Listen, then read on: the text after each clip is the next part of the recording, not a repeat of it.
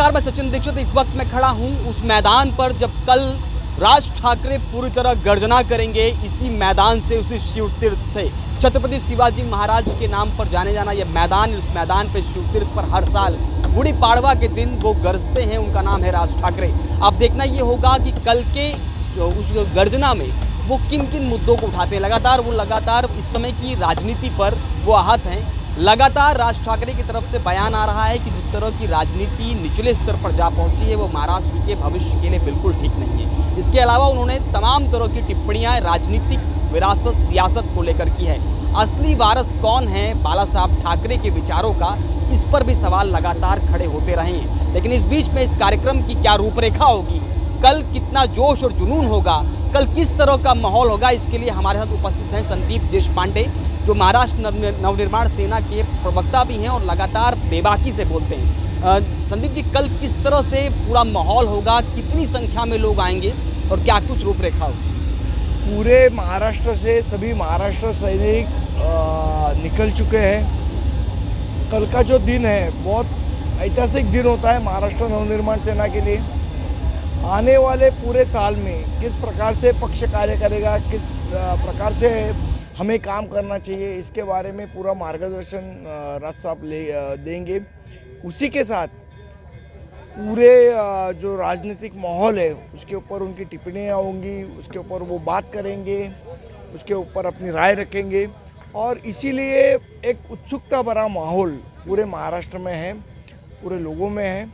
और पूरे मैदान मुझे लगता है कि लोगों से लोग आने की अंदाजा है, कितनी संख्या में लोग आएंगे? लोग तो बहुत आएंगे, 1 लाख के ऊपर तो लोग आएंगे बिल्कुल।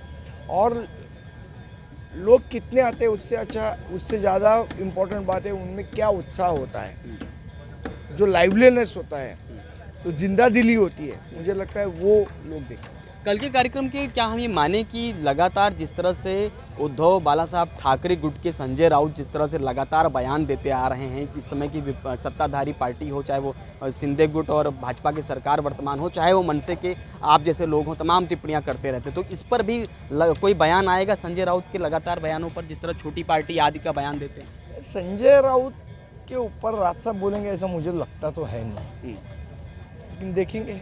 क्या आपको लगता है कि संजय राउत जिस तरह छोटी पार्टी बयान दे रहे तो कल का मैदान उनको बहुत बड़ा जवाब देगा?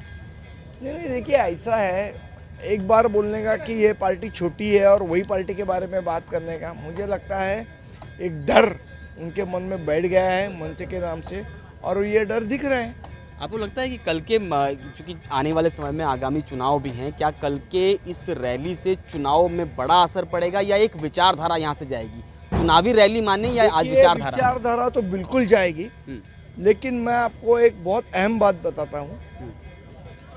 कल की महाराष्ट्र नवनिर्माण सेना की ये सभा महाराष्ट्र के राजकारण का रुख पलटने वाली रहेगी, इतना आप ध्यान रखिए। ये आप संकेत दे रहे हैं कि बड़ी राजनीति की तरफ बढ़ता हुआ ये रुख बदलने के संकेत दे रहे हैं, या वाकई में कुछ होगा परिवर्तन? अभी इससे ज़्यादा तो मैं नहीं बोल सकता हूँ, लेकिन इतना ज़रूर मैं आपको बताऊँगा कि कल की रैली महाराष्ट्र के राजकारण का रुख बदलने वाली हो। अच्छा, एक चीज कहा जाता है कि अंदर से कहीं ना कहीं शिंदे गुट और भाजपा की तरफ से भी आपको सपोर्ट मिलता है, तो क्या ये सच है कि इस रैली में पूरी तरह सपोर्ट है? आज पिछले 17 साल से हम लगातार संघर्ष की राजनीति कर रहे हैं, और इस संघर्ष में हम अकेले हैं। हमने ना किसी के साथ बैठ के कोई निगोशिएशन किया है, ना चुनाव एक के साथ लड़कर सरकार एक के साथ स्थापन की है, ये सब कोई चीज़ की नहीं।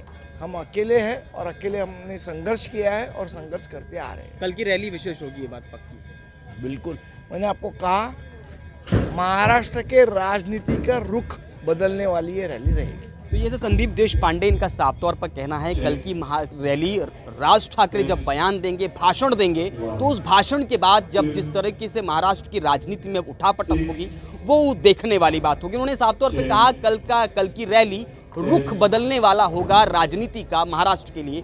यह सत्य होता है या असत्य, ये सब कुछ देखने वाली बात होगी जब राज ठाकरे इसी मैदान से, इसी मंच से गर्जना करेंगे।